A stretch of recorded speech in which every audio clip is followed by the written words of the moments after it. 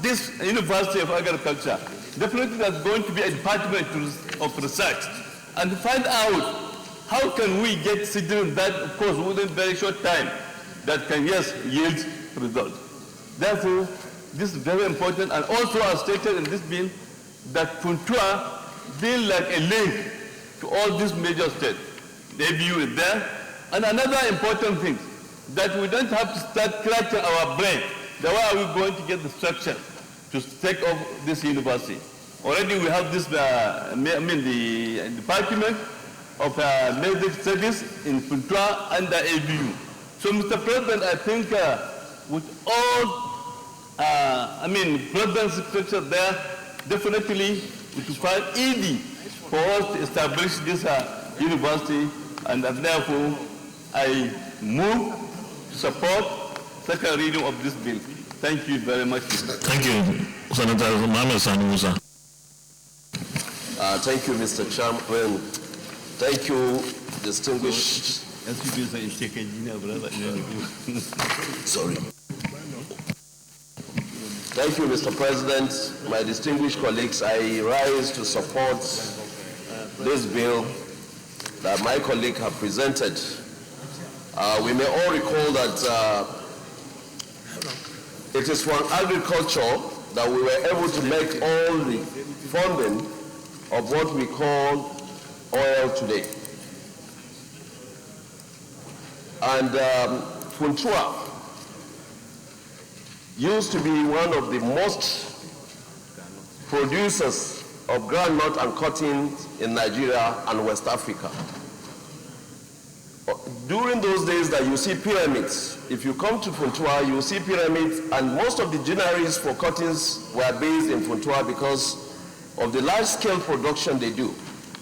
So I think if we are serious about talking on food security in Nigeria, we cannot relegate having an institution that will promote and bring mechanized and modern agricultural setting for this country. And Funtua, I think, is one location that should be given this priority. We have agricultural universities in some other locations, but there is one thing that we have to look at. Funtua has been a base that has produced so much of cash crops for this country. And if we promote it this time by giving this institution to that location, I think we will be able to increase our income, especially in exports. The kind of mechanized farming that would be putting in place and the training that it will give to our teeming youths will add more advantage to our drive for more revenue in this country.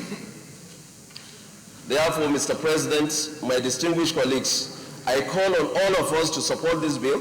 One, this bill will be able to tackle the so much youth that we have around that area that are not doing anything. They will be engaged.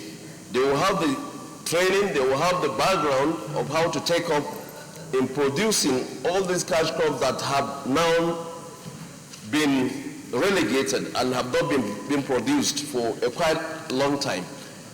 Mr. President, my colleagues, I rise to support this, and I want every one of us to give the necessary support so that this bill can pass the second reading.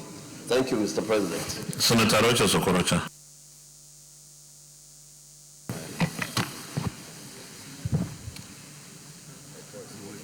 Mr. President, I agree with all the previous speakers that this bill should be supported. From two points of view. One, anything education has my support because that's the way to go. You can't talk about farmers who are illiterate or people who do not know about the use of modern technology or modern implements in farming. We have argued here severally, and most of you agree with us, that technology is the way to go. So if we introduce technology in agriculture, it will help take care of our growing population. One of the challenges we have today is the ability to feed ourselves as a nation. And that's why the border closure has remained a very big issue in our land. So I quite agree with this bill, and it should be supported and passed as quickly as possible. Again, if you see it nowadays, most students are not going to school because we don't have enough universities. For the past few years, I have about 143,000 jambas from Imo State who cannot even get admission year in and year out. So we should provide institutions like this to enable children engage in their studies and get their degrees. Another very important thing, Mr. President, is that agricultural university, Funtua, is it? Technology is very key, because I've argued in this floor that we should have specific university for specific programs. Like University of Agriculture is specific, but can we narrow it down to agriculture so that we can now learn the modern way of agricultural practices? Nowadays, you don't need 100 hectares of land to produce what can feed the state. Smaller land now with modern technology can provide enough food for the people. So I rise to support this, and given also the fact that the gentleman is my neighbor, this should be passed, Mr. President. Thank you. Senator Ibikule Amosu.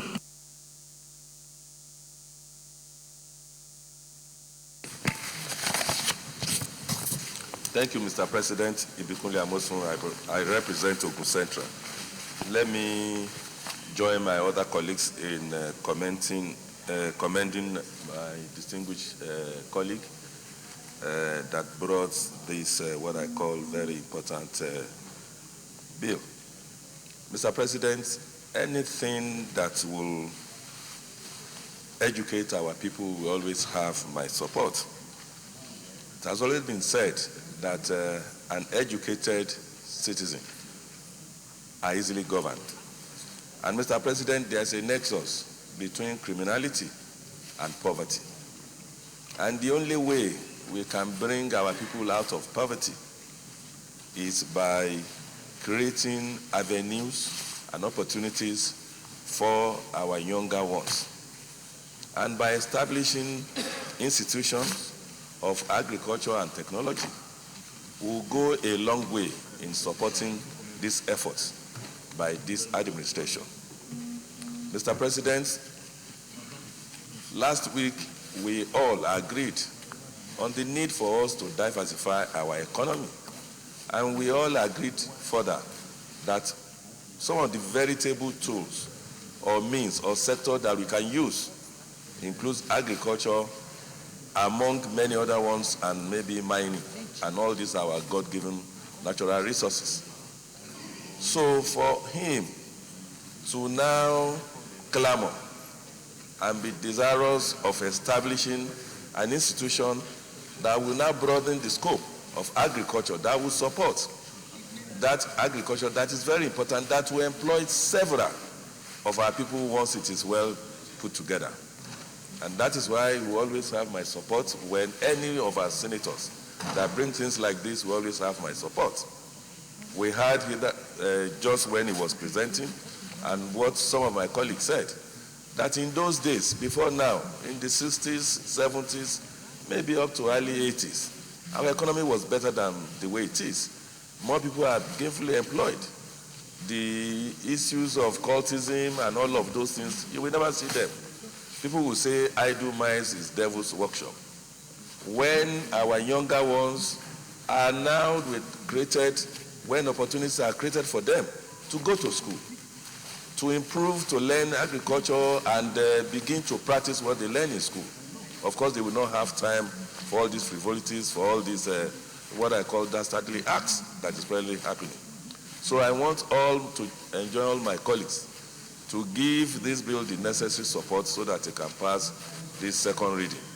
Nigeria can only benefit with things like this. If we have one in Funtua, we have one in Abeokuta, we have one in Onisha, we have around like that, we have one in Damaturu, like that. Everybody, Nigeria will develop and everybody will be happy.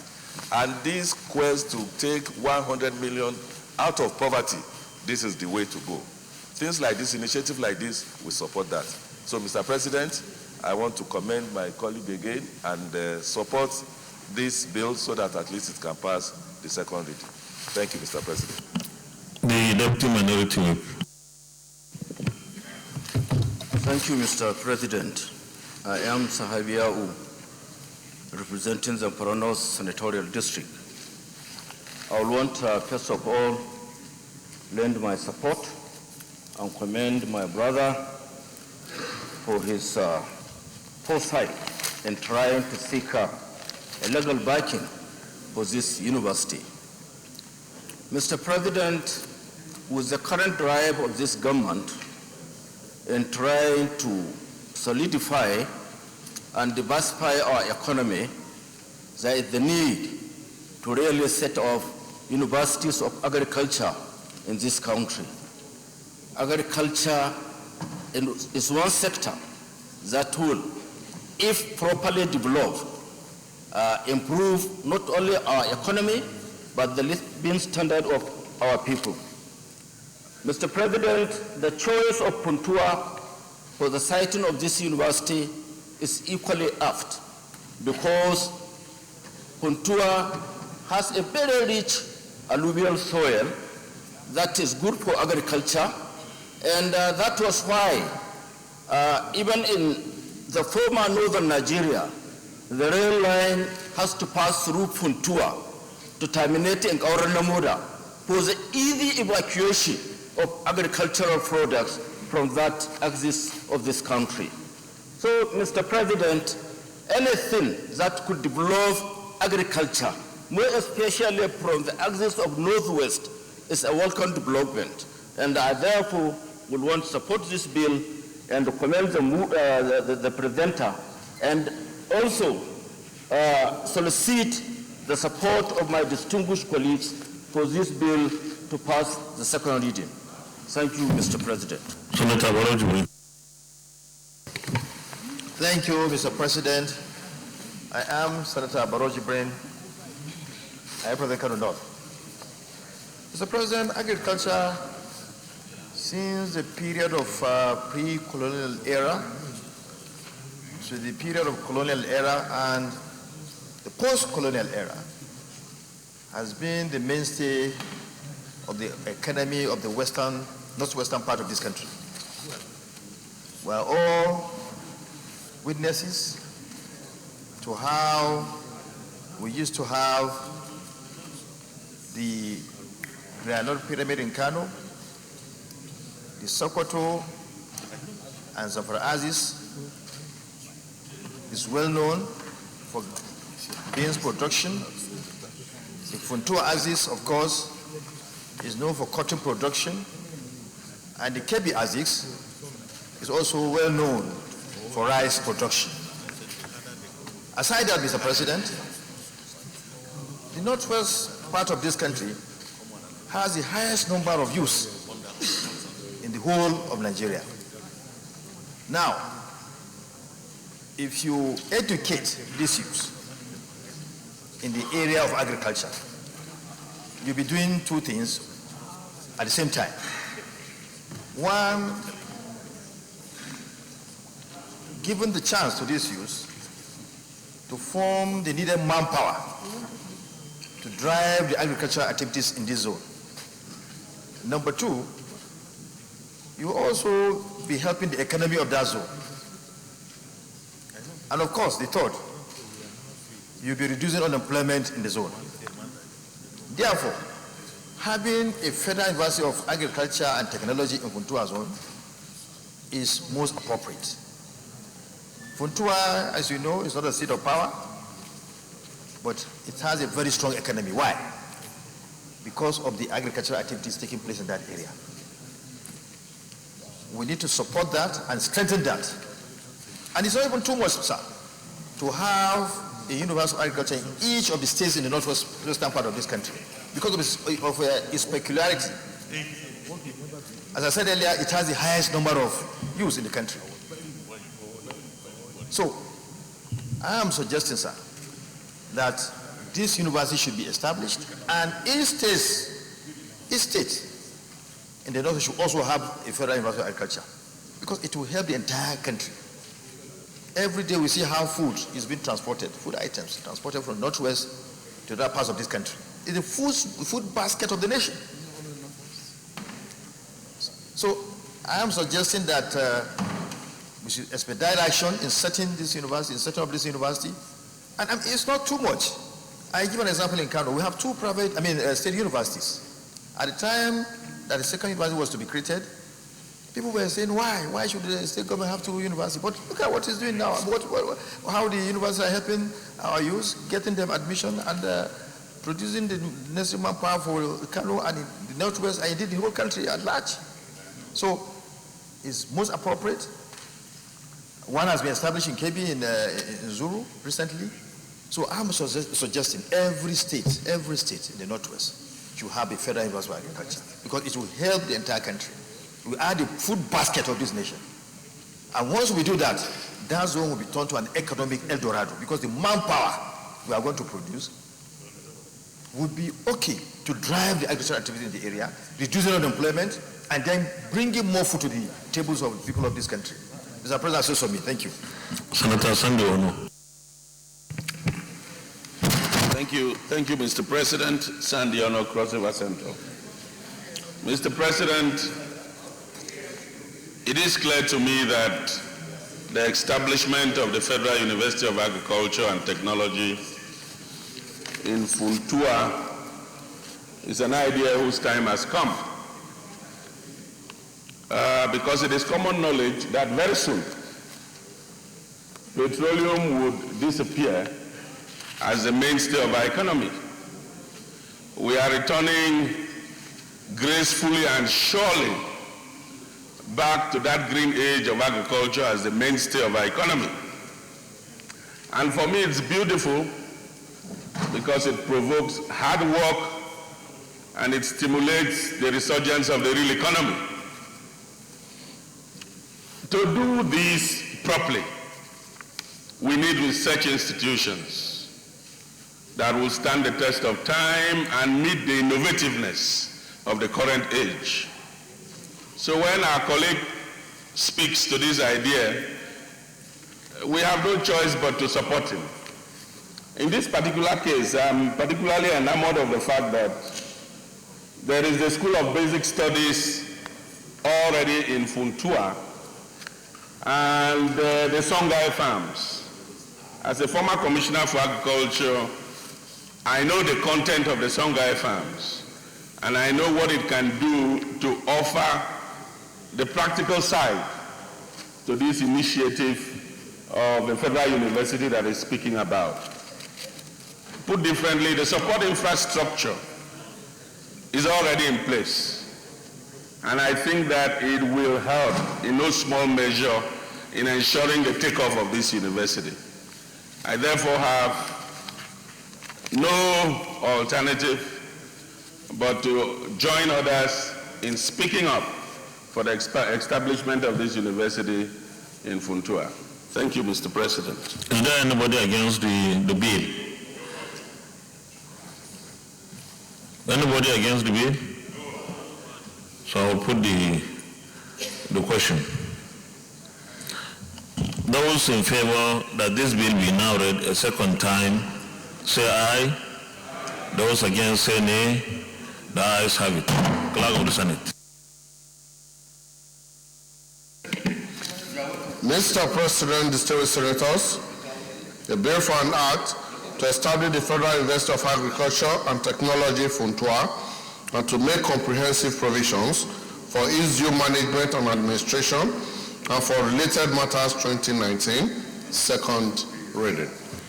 A bill for an act to establish the Federal University of Agriculture and Technology, Funtua, and to make comprehensive provisions for its due management and administration and for related matters 2019, second reading, and the bill is referred to the Committee on Tertiary Institutions and TED Fund and to report back within 4 weeks. Thank you very much, distinguished colleagues. Leader of the Senate. Mr. President, my highly respected and distinguished colleagues, the third order of the day is the second reading of the Federal College of Education, Establishing a Structural Bill 2019. Distinguished Senator will recall that the bill was read the first time in this chamber on Tuesday, 29th October 2019. Mr. President, you will invite Senator Ibrahim Gobir to move the motion for the bill to be read the second time. Distinguished Senator Ibrahim Gobir.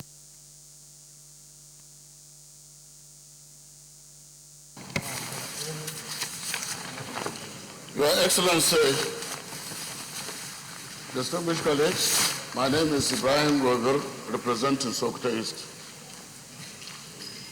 Mr. President and my distinguished colleagues, permit me to lead a debate on a bill for the establishment of Federal College of Education, Sabon Benin, Sokoto State. The bill was read for the first time in this hallowed chamber on the 8th of March, 2017. In fact, the bill scaled second and third reading in the 8th Senate, but unfortunately it was not assented to by the President. This bill was again read for the first time in the 9th Senate on the 29th of October 2019. Mr. President and my distinguished colleagues, we all know that education is the bedrock of every modern society. The existence of a sound and robust educational system in any country is predicated on the availability of qualified and well-trained teachers to impart the required knowledge on the students. Thus, the need to have a strong system in our educational sector that shall continuously produce well-qualified and trained teachers, as it is obtainable in other developed countries, cannot be overemphasized. The objects of the college shall be to encourage the advancement of learning to all persons without discrimination of race, creed, sex, religious or political conviction. B, to develop and offer academic and professional programs leading to the award of certificates, first degree, postgraduate research, diploma, higher diplomas, with the emphasis on planning, developmental and adaptive skills in education, technology, applied science, agriculture, commerce, arts, social science, humanities, management, and applied professional disciplines. C, to produce socially mature educational men and women with the capabilities not to only understand the educational need of Nigeria as a nation, but also to exploit existing educational infrastructure and improve on it to develop new ones. D, to act as agent and catalysts for effective educational system through postgraduate training, research, and innovation for effective economic utilization and the conservation of the country's human resources. E, to bring quality change in education by focusing on teacher education through teaching and learning innovations. To collaborate with the other national and international institutions involved in training, research, and development of education with a view to promoting governance, leadership, and management skills among educational managers. G, to identify educational needs of the society with a view to finding solutions to them within the context of our own national development. H, to provide and promote sound basic education training as a foundation for the development of Nigeria, taking into account indigenous culture and the need to enhance national unity. I, to provide higher education and foster systematic advancement of science and the art of teacher education. J, to provide for instruction in such branches of teacher education as it may deem necessary to make provision for research, development, and dissemination of knowledge in such a manner as it may determine. K, to provide teachers with operational competence in teaching in pre-tertiary institutions, basic, senior secondary schools, and the non-formal educational institutions. To undertake any other activities that are appropriate for a college of education of higher standard. Mr. President, my highly respected colleagues, the establishment of the institution will create a favorable atmosphere for the educational development of my senatorial district, as well as address the imbalance in the establishment of institutions of higher learning in Sokoto State. In line with Order 77 subsection 3 of the Senate Standing Order 2015 as amended, a compendium of financial implication of the establishment of the college is hereby attached. It should be remembered that one of the cardinal goals of this administration of change is the strong development of our educational sector. In view of the above, I urge you all to support the expeditious passage of this bill. Thank you very much. I so move, Your Excellency. Senator Rocha Sokorocha.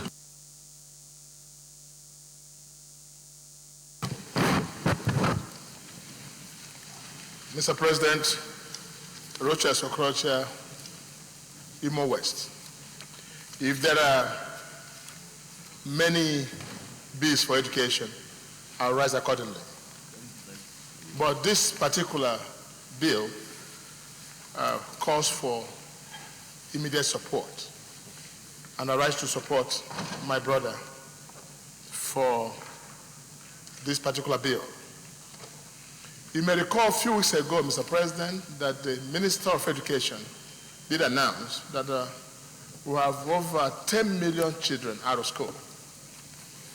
But if you have a breakdown of that number of children out of school, over 50% of them come from the northern part of this country. And this is why this is just not apt and the right time, but it should be made immediate and urgent too. Education is the way to go. But the teachers, who are the anchor point of education, is also the best way to go. So the establishment of Federal College of Education is very key at this material time. A few years ago, I think about 2 years ago, we had a report where Governor Rufai sacked most of his teachers because they were not able to teach. They didn't have the qualification. And how many years ago, Oshimole did the same, where he interviewed a teacher who could not even pass the exam or answer the question that a primary 6 child will answer. So when you have illiterates teaching illiterates, the result is illiteracy.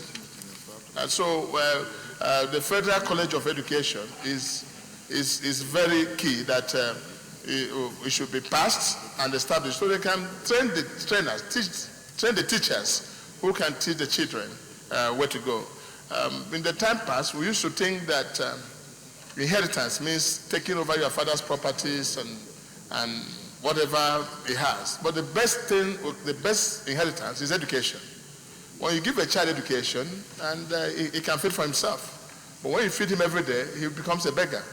So something urgent must be done quickly, that will pass this passage and let the school start to train the teachers. Thank you, Mr. President. Is there anybody against the bill? Is there anybody against the bill? Okay, I'll put the question. Those in favor that this bill be now read a second time, say aye. Those against, say nay. The ayes have it. Clerk of the Senate.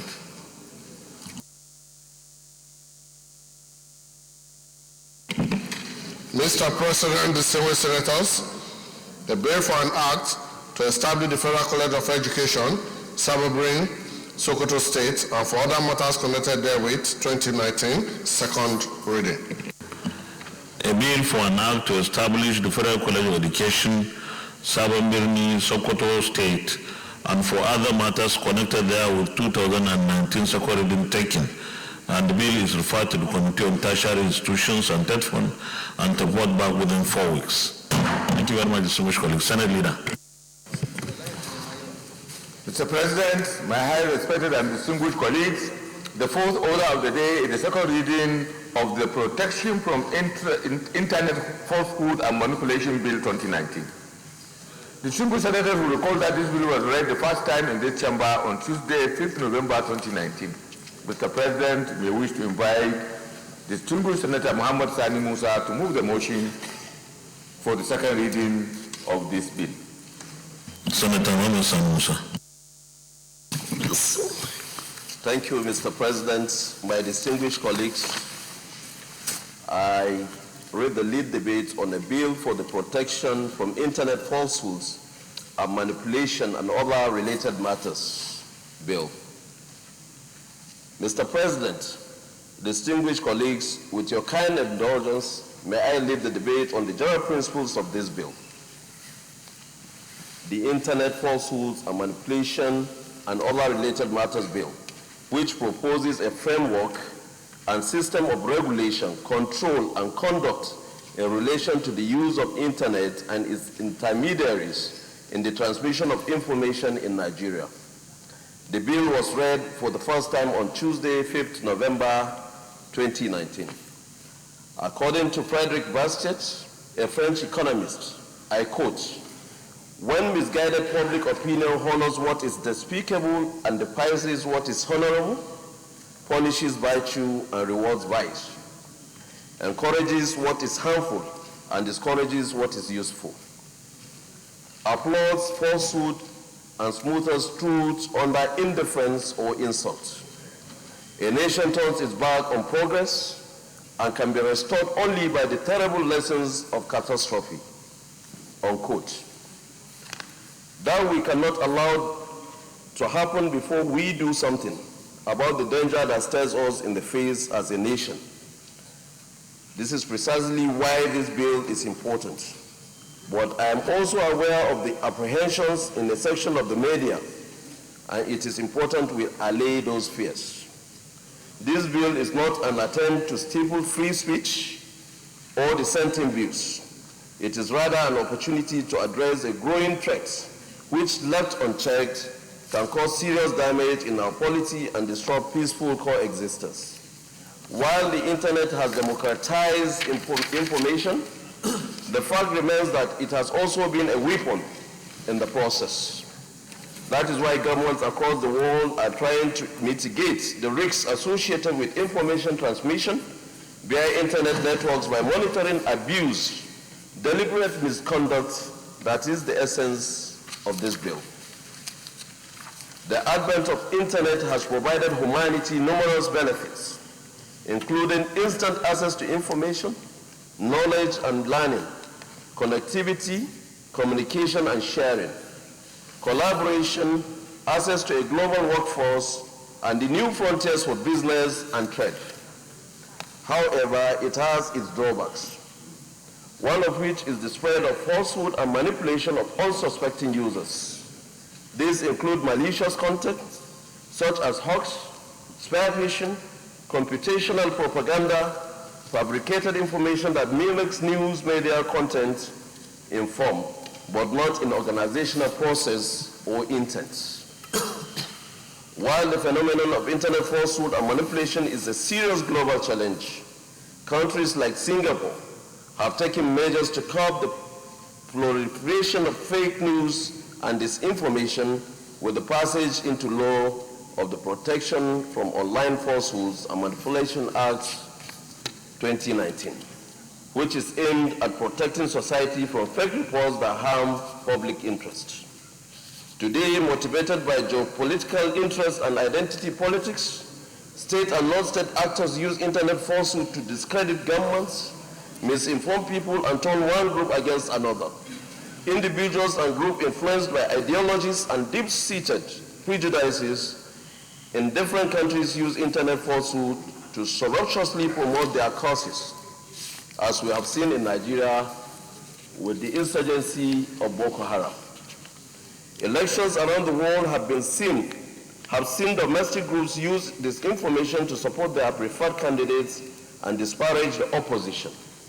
Extreme right-wing groups in the US, UK, and France have used falsehood to stoke anger against minorities and undermine public interest, public trust in the ability of governments to deal with these issues. This has furthered racist sectarian interest in many nations such as Central African Republic, Democratic Republic of Congo, Indonesia, Myanmar, South Africa, South Sudan, Syria, etc. In Nigeria, it is particularly disconcerting given our plurality and low literacy levels. For instance, a foreign agency was fingered to have used the services of social networking site Facebook in an attempt to influence the outcomes of Nigeria's vote and Angola's election in 2019 through fictitious political ads and groups targeted at misleading the public. This particular incident was quoted to have had a maximum reach of 17 million subscribers in Nigeria alone and had the potential of influencing voter turnout. The hoax about the demise of President Muhammad Buhari in London and his purported replacement by one Jibril of Sudan, among others, are things that threaten the peace, security, and harmony of our people. Malicious actors are developing effective methods of using internet falsehood to influence people through the use of internet tools such as fake social media accounts to impersonate public figures and infiltrate communities and amass real local supporters and following. In addition, inauthentic online accounts run by human trolls or automated bots have been used to rapidly spread falsehood. For media outlets, the ability to attract viewers to their websites is necessary to generate online advertising revenue. Publishing a story with false content that attracts users benefits advertisers and improves ratings. Digital advertising mechanisms, algorithms, and internet broadcast messaging services aid the spread of lies and deceit targeted at drawing responses that erode public confidence in the government. The bill is a 36-clause legislative proposal. It clearly provides for the prevention of broadcast of falsehoods and manipulative content using the internet and its intermediaries for transmission. It prescribes sanctions to offenders with a view to deterrence. The penalties for defaulters range from fine up to 300,000. That means if you are found guilty, they can charge you 10,000, 20,000, depending. For individuals, up to 10 million. For others, an imprisonment of up to 3 years or both. 10 million, that's for corporate organizations that are found guilty. The bill also provides for issuance of regulations dealing with transmission of false statements of facts in Nigeria. Upon declaration, it also issues guidelines for internet intermediaries and providers of mass media services and sanctions for offenders. This bill introduces a measure to give declared offenders a chance to plead their case with the law enforcement department and further seek redress in the appropriate court of law. The provisions of this bill are to apply throughout the Federal Republic of Nigeria. This part deals with the regulations guiding internet intermediaries and providers of mass media services and sanctioned offenders. In this bill, the law enforcement department may make regulations necessary or convenient to be prescribed for carrying out or giving effect to these acts. Mr. President, distinguished colleagues, we are all aware of the havoc that fake news, falsehood, and false misrepresentations have caused and still causing today. It is my belief that the menace of fake news and falsehood in the broadcast and transmission, as well as its attendant manipulation, will be successfully arrested with the passing of this bill. So many other countries have adopted this bill, and they are guiding on how the use of internet will be. Mr. President, distinguished senators, I solicit your support for the second reading of this bill. Thank you. Senator Ibrahim Gobir. Thank you very much, Your Excellency, distinguished colleagues. First, I would like to commend the mover of this bill because of its importance. To be candid, in Nigeria today, somebody can just sit down somewhere in a little room and begin to spread fake news. Before you know it, he has damaged you completely. And I'm telling you, if any wrong information is sent out of 100 people, at least 50% will take it to be serious. And because of that, there is need to regulate this and make sure that we punish the offenders. I was reading something last week. Somebody started castigating someone falsely, insulting him. In fact, I was surprised. I was shivering when I saw that because I don't think that is right. And I think the only way we can do this, in fact, even in Europe now, they are trying to control it because nobody should use fake news. In the United States, you have seen exactly what has been happening. Even Trump himself, he has been looking at that fake news every now and then. So I think it's an issue that we have to take very seriously before it damages a lot of people. So I therefore support this one. It's a very, very straightforward bill. And I think it should be given a speedy passage. Thank you, Your Excellency. Senator Ishaku Clifford Elisha Abo. Mr. President, distinguished colleagues, my name is Senator Ishaku Abo, SIA. I represent the people of Adamawa North. I want to commend our brother, distinguished Senator Sani Musa, for his bravery of actually coming to the floor of the Senate to sponsor this bill. As a matter of fact, Mr. President, distinguished colleagues, the issue of fake news in this country, if it is not regulated, if it is not caged, it is a cancer waiting to consume all of us.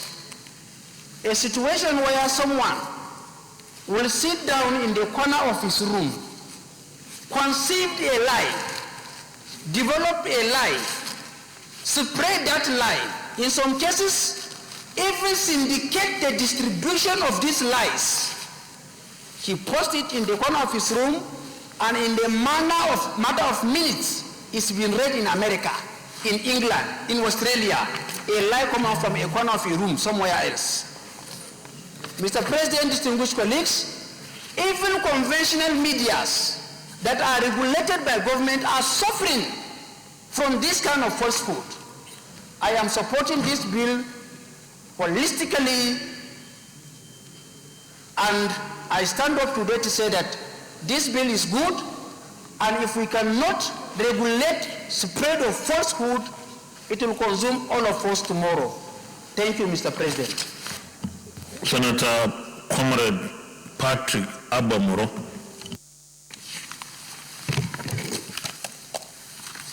Mr. President, my name is Senator Comrade Abamoro, representing the good people of the Benue South Senatorial District of Benue State. Distinguished colleagues, I rise to support this bill because to my mind it's a very straightforward bill, and it's a bill with good intentions, and that will protect society. Mr. President, one way or the other, I think all of us here have been victims of the spread of falsehood. And the manipulation of the internet has caused a lot of havoc to some of us, one way or the other. And so I rise to support this bill, believing that it is intended to protect society against unscrupulous elements within our society. Mr. President, I think all of us here acknowledge that where one's right stops, another one's right begins. And therefore, I think that in this jet age, if we allow an unbridled manipulation of the internet and the spread of falsehood, society will be at the mercy of these elements. And so all over the world, today, we know that America has risen up against fake news, and that fake news has had very terrible consequences on the American society and even the world. And so if we leave this to continue the way it is spreading, to take root in Nigeria, I want to feel that at a certain point we may find it very, very difficult to come to terms with the damage that it will do to our society. And therefore, Mr. President, I think all of us here must rise to support this bill, to pass it into law, at least to regulate one aspect of our lives that is negative and will have very serious and dangerous consequences on the lives of members of the society. Fake news is dangerous. the spread of falsehood is even more dangerous. Therefore, Mr. President, we must rise to the challenge of picking up the courage and the political will to be able to deal with this at its infancy before it develops into a cankerworm that will consume the rest of the society. Mr. President, I shall submit. Is there anybody against the bill? Okay, distinguished Senator Chimoro Kenaman. Thank you, the President of Senate. Distinguished colleagues. I have great respect for the Senator and sponsor of this bill. I acknowledge his achievements in the area of information technology. However, in principle, I not only oppose this bill, I condemn it in its entirety. This bill is an attempt to surreptitiously introduce censure into our laws. Based on our Constitution, Section 39, that guarantees freedom of information and freedom of speech, there is a Cyber Crime Act that deals with this issue. There are also laws in the land that have to deal with false information, libel, slander, and peddling of so-called fake news. Yes, fake news has done a lot in America and other advanced nations, but they have not brought any law to deal with fake news. For those who may think that this does not concern them, it's not their business, it will not get to them, I'll counter his quotation of Frederick Bastiat. Martin Niemöller, 1946 Germany. They came for the socialists. I did not speak up because I'm not a socialist. They came for the communists. I did not speak up because I'm not a communist. They came for the trade unionists. I did not speak up because I'm not a trade unionist. They came for the Jews. I did not speak up because I'm not a Jew. Now they have come for me. There's nobody to speak for me. This bill is pure censorship. It has no business in 2019 Nigeria. I therefore oppose and vigorously oppose this bill. Thank you. What is the constitutional order, Senator Bala Naala? Thank you very much, Mr. President, and my distinguished colleagues. I'm coming under order 39.1, section 39.1, subsection 3. But for you to appreciate, Mr. President, it's good that I read the main provision of the provision. Go ahead.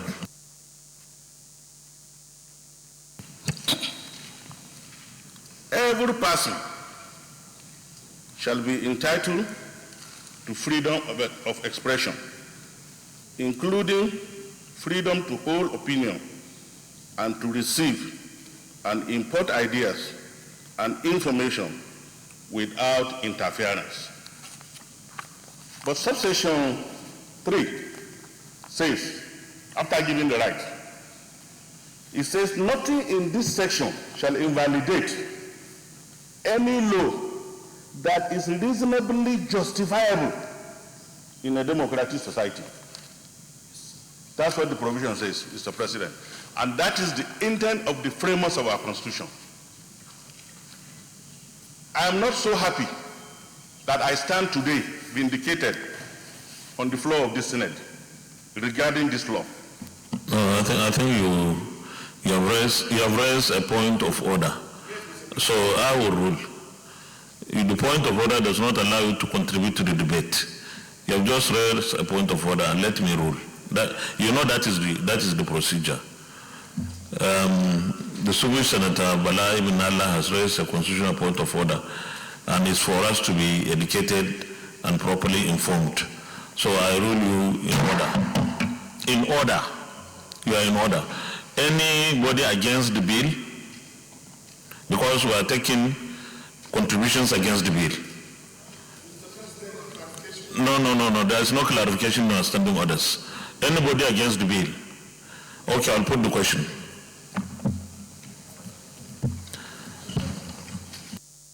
Those in favor that this bill be now read a second time, say aye. Aye. Those against say nay. The ayes have it. Clerk of the Senate.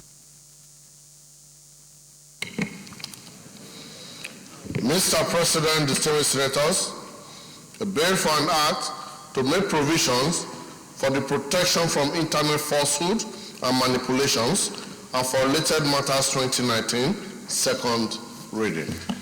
A bill for an act to make provisions for the protection from internet falsehood and manipulations and for related matters 2019, second reading taken, and the bill is referred to the Senate Committee on Judiciary, Human Rights and Legal Matters to report back in 4 weeks. Thank you very much, distinguished colleagues. Leader of the Senate.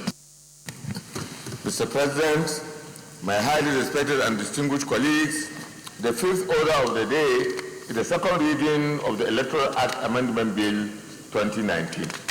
Distinguished senators will recall that the bill was read the first time in this chamber on Tuesday, 29th October 2019. Mr. President, you may wish to invite distinguished Senator Augustine Obi Omo Agegi to move the motion for the bill to be read the second time. The DSP.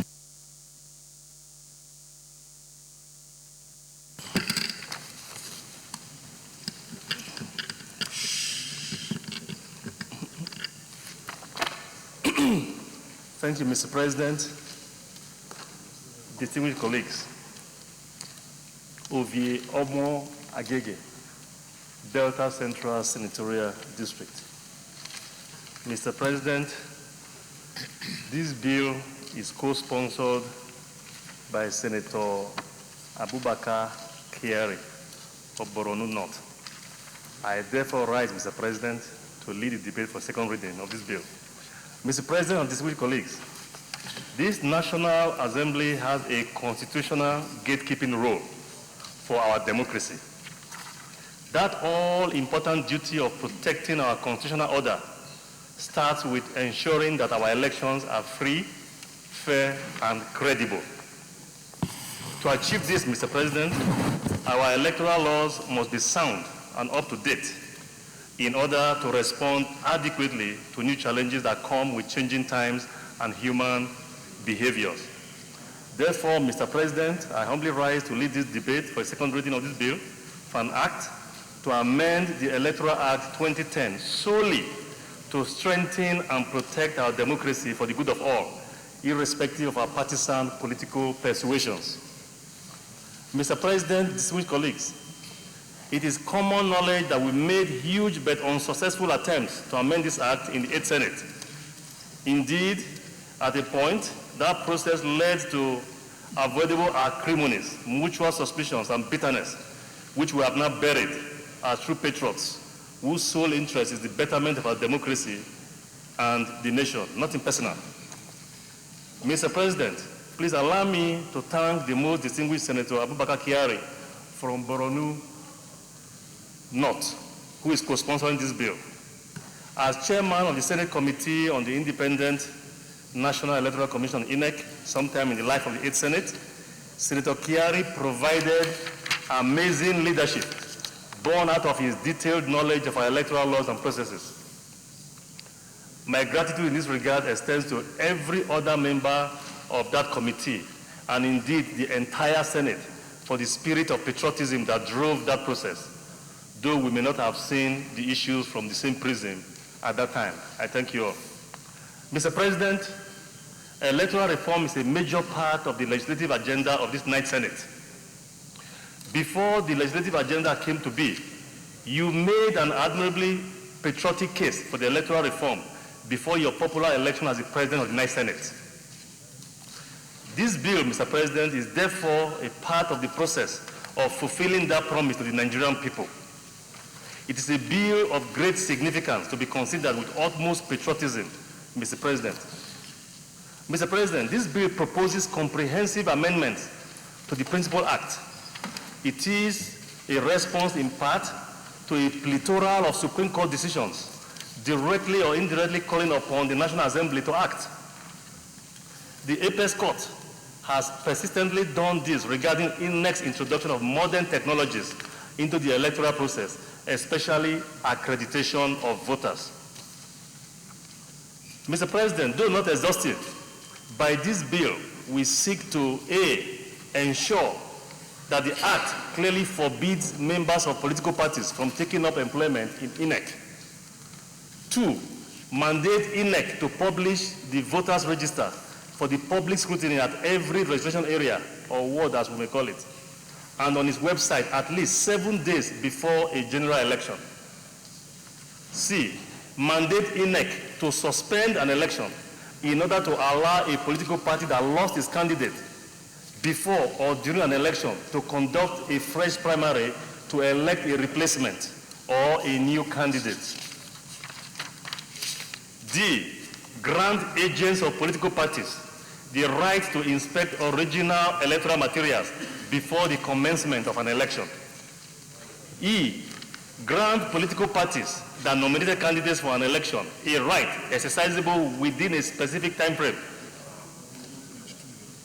Grant political parties that nominated candidates for an election a right exercisable within a specified time frame to inspect its identity/logo appearing on samples of relevant electoral materials proposed to avoid incessant cancellation of elections due to exclusion of parties from election due to printer's error or deliberate mischief of not including the logos of some parties on electoral materials.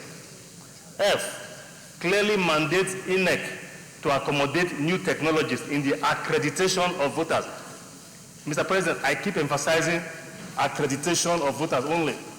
Accreditation of voters during elections, as repeatedly called for by the Supreme Court.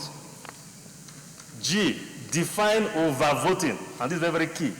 Define overvoting to include situations where total votes cast also exceeds total number of accredited voters, not registered voters, number of accredited voters. H, provide greater clarity and transparency in the process of reaching the final announcement of election results, starting with sorting of ballots, counting of votes, etc. There's nothing here dealing with electronic transmission of results, by the way. I, mandate INEC to record and keep relevant, detailed information of result sheets, ballot papers, and other sensitive electoral materials used in an election with clear consequences for violation. J, enact a new section 87 dealing with nomination of candidates by parties for elections by prescribing maximum fees payable by aspirants, and restricting nomination criteria strictly to relevant provisions of the Constitution. That's very, very key. K, clarify that under Section 138(1)A of the Principal Act, let me quote, a person shall be deemed to be qualified for an elective office, and his election shall not be questioned on grounds of qualification if, with respect to a particular election in question, he meets the applicable requirements of Sections 65, 106, 131 or 177 of the Constitution of the Federal Republic of Nigeria 1999 as amended, and he is not, as may be applicable, in breach of Section 66, 107, 137 or 182 of the Constitution of the Federal Republic of Nigeria 1999. Mr. President, what this means is we are going to be limiting qualification and disqualification to the requirements of the Constitution only. We are not going to allow anybody to read or import any other requirement into the Electoral Act that is otherwise not provided for in the Constitution. I provide sanctions for giving false information for purposes of registering a political party and ensure that failure by INEC and others to comply with any provision of the Act carries clear and adequate sanctions. Mr. President, distinguished colleagues, as already indicated, there are so many, these are some of the highlights of the bill. The bill has 26 clauses carefully drafted to cure specific mischiefs that are plaguing our elections and electoral process. Mr. President, the sole interest here is to reason together as true representatives of our people in synergy with the executive branch and ultimately to give this country a modern electoral law that is fully responsive to identify challenges in the electoral process. We can and should do this in the best interest of our people. None of us, Mr. President, will be here forever, but our work here will speak for us in history. Mr. President, in compliance with Order 77.3 of the standing orders, I state that this bill has no financial implications. Accordingly, there is no accompanying financial compendium. For the greater good of this great republic, I hereby humbly move for the second reading of this bill to be taken. I so move, Mr. President. Senator Michael Nachi.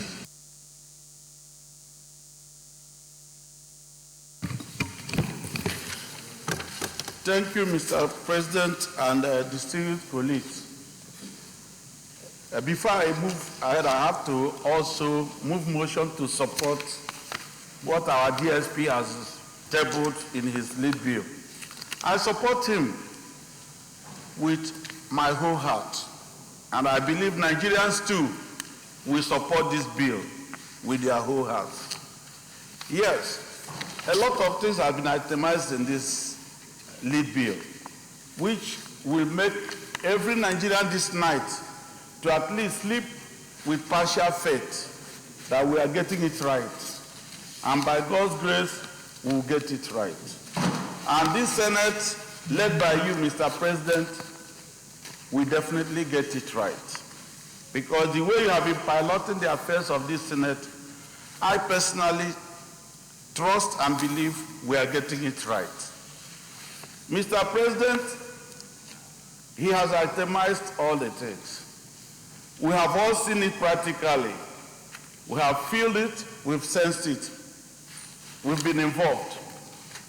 Some of what he has said here, some of us here are also victims.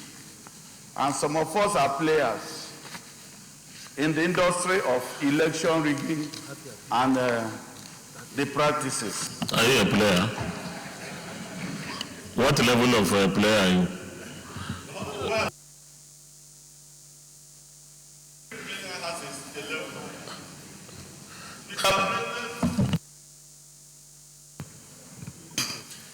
When they say mic, I don't know whether they are calling my name or this mic, but whatever it is, I have lifted it up. So, Mr. President, this bill cannot come at a better time than now. It's just that one thing I want to add to DSP, which he quickly mentioned, is the electronic transmission voting. Mr. President, Nigeria has come to a stage we need to be in the global counting. We need to include electronic transmission in this Electoral Act. We need to empower INEC to have the power to decide the real sense of non-compliance and not lip deceit. INEC should be empowered to know that this particular election is substantially non-compliance and cancel it, and not even to make announcement when everybody is already aware that the election was marred by violence. They should be given power in this bill to say, in our own law, or what we assume to be free and fair election, we didn't get it in this particular election, and therefore we cannot announce a winner. It is disheartening for INEC to see where there is a problem, they will still go ahead to announce a winner. If you announce a winner today, it may be in my favor, I'll dance. But tomorrow it may be another person's favor, he will dance. So we need to also empower them to have what is called decisive or complete compliance as they will pronounce it. Look at yesterday, a woman, a common woman, without even machete or anything, locked in her house, burnt, yet somebody is pronounced winner from that place. Even God saw that that thing shouldn't have been so, but it went that way. We need to also sit down, even if, Mr. President, we are taking 1 month for this bill. Let's do something for the masses. Let's do something for all the people that must have voted us into this place. This will help us move forward, create peace, and then spend less in our electoral act. I mean, an electoral pursuit or election issues. Mr. President, we need to consider this bill as submitted by DSP. Thank you. Thank you. Senator Comrade Patrick Abamoro.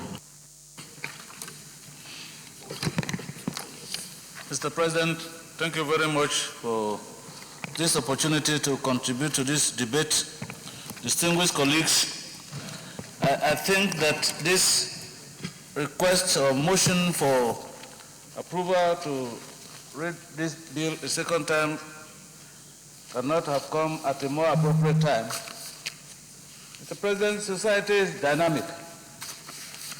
And I do know that all of us here, coming from our various backgrounds, must have made promises in the course of our elections on the need, the urgent need to amend the electoral law to provide for a more credible and transparent electoral process. Mr. President, as I'm speaking to you now, I'm aware, and I think most of us are aware, distinguished colleagues, that some of us are still at various levels of tribunal. And so at one point or the other, we have become victims of the inadequacies of our electoral law. And so I rise to support this bill, and I'm sure some more are coming because of the discovery of non-provision for certain essentials of the electoral process. So, Mr. President, I think all of us, this is a very straightforward one, and one that many Nigerians are looking up to. You remember, Mr. President, that because of the closeness of time to the election, the previous electoral amendment law was not assented to by Mr. President because Mr. President, amongst others, said that time was not there enough to provide for some of the provisions in the Electoral Act. And so, Mr. President, I think now that we are starting very early, it becomes very germane for all of us here to support this bill so that it is passed, harmonized with other bills in the same process, so that it is passed on time for the electoral umpire, the INEC, and the government to make adequate provisions for what is required for us to have very credible and legitimate election process. Mr. President, I think we are aware that it's very, very important that the products of an election must be legitimate for it to be respected, for it also to have the necessary moral backing to be able to act on behalf of the people. And so, Mr. President, I think having a very, very credible and effective electoral law is a necessary foundation for us to have an electoral process that will be respected, that is credible by both the local and international community. And so, Mr. President, I support this bill, and I so submit that we give it very dispassionate consideration. Thank you, Mr. President. Senator Wikula Musu.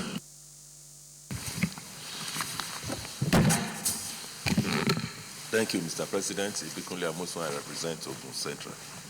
Mr. President, let me commend, as always, the effort of the DSP, Senator Ovi Omo Agege, for what I call this very all-important and very strategic amendment to our electoral law.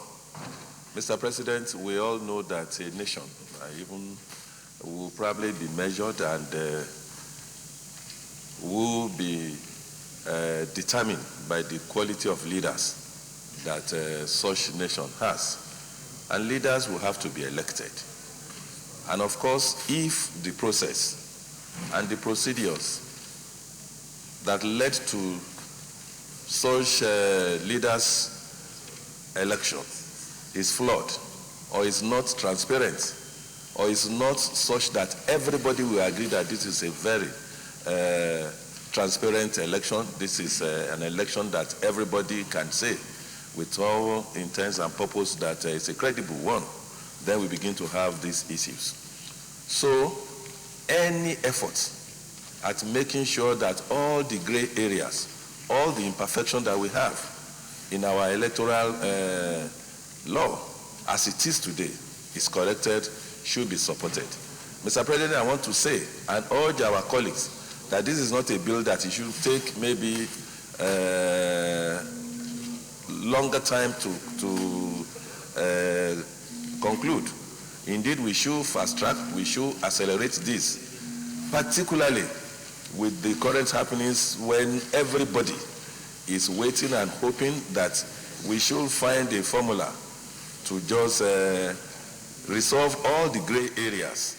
I would have loved to see, and I'm sure that will be done during the public hearing, to still put some clauses in this, and that is to limit the numbers of our political parties. When you listen to results in other climes, when they have election today, the following day, the result is announced. Indeed, if you see the cumbersome process that INEC goes through, processing maybe 91 parties, whereas in other same climes, they just have maybe 5, 6 parties. Quickly, the turnaround time will be quicker. As against, even when you hold the ballot paper, you see the sometimes it's threefold.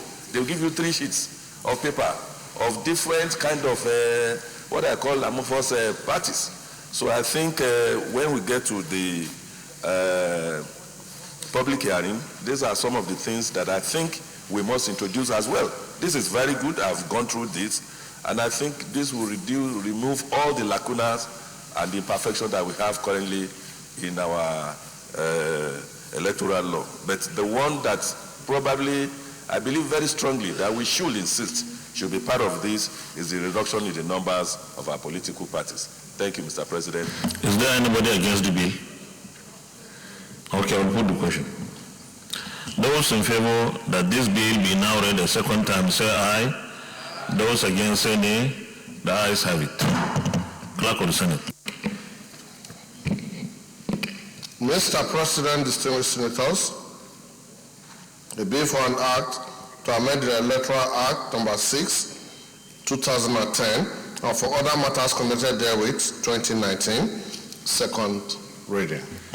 A bill for an act to amend the Electoral Act number 6, 2010, and for other matters connected therewith, 2019, second reading taken, and is referred to the Senate Committee on INEC and to report back within 4 weeks. Thank you very much, distinguished colleagues. Leader of the Senate. Mr. President, my highly respected and distinguished colleagues, the sixth order of the day is a motion standing in the name of distinguished Senator Umar Tanko Al-Makura on the urgent need to address the power shortages in Nigeria by including nuclear power in Nigeria's energy mix. Mr. President, you may wish to invite distinguished Senator Umar Tanko Al-Makura to move the motion. Distinguished Senator Tanko Al-Makura.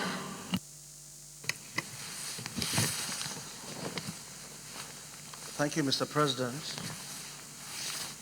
Distinguished colleagues, my name is Umar Tanko Al-Makura. I represent Nasarawa South. Motion. Urgent need to address the power shortages in Nigeria by including nuclear power in Nigeria's energy mix. The Senate notes that the primary source of energy for the production of electricity in Nigeria includes gas, hydro, oil, coal, with current power generation capacity of 7,000 megawatts.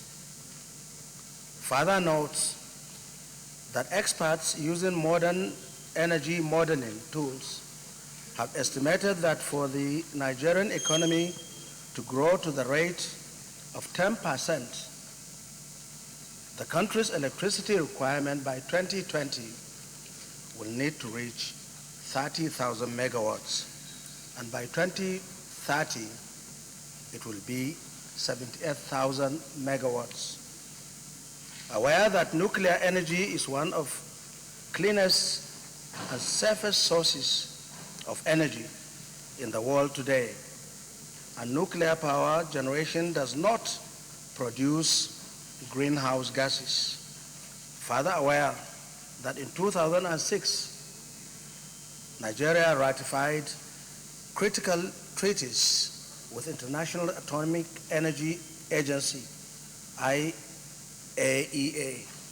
Vienna, Austria, with the aim of enabling Nigeria access nuclear power into the country's energy mix. Recalls that in 2001, the Nigerian Nuclear Regulatory Authority, NNRA, was established by the federal government to control and regulate the use of radioactive substances, material equipment, emitting and generating ionizing radiation. Further recalls that the Nigerian and Russian Federation signed bilateral agreements on nuclear energy cooperation. The recent visit of the President and Commander-in-Chief to Russia is a move in the right direction to stimulate implementation. Cognizant that the Nigerian Atomic Energy Commission was reactivated with the mandate to drive the process towards deploying nuclear energy for peaceful purposes and well-being of Nigerians. Further cognizant that the National Energy Policy, which was approved in 2003, along with the National Energy Master Plan that was produced in 2007, should be updated and passed into law. Observes that billions of naira were spent towards energy increment by previous administration with no commensurate benefit to Nigeria in improved power generation. Further observes that the treaties and protocols on nuclear energy ratified by Nigeria, which are the legal guarantees for nuclear energy, are yet to be domesticated in Nigeria, same having failed to reach third reading at the Senate in both the 6th and the 8th National Assembly, respectively. Worried that power outages in Nigeria have constituted the major constraint in the development of manufacturing sector and negatively affect the cost of running business in Nigeria and ultimately the economy of the country. And concerned that unless the energy mix in Nigeria is broadened to include nuclear energy, the persistent power outages being experienced by the country will not be easy to address. Accordingly,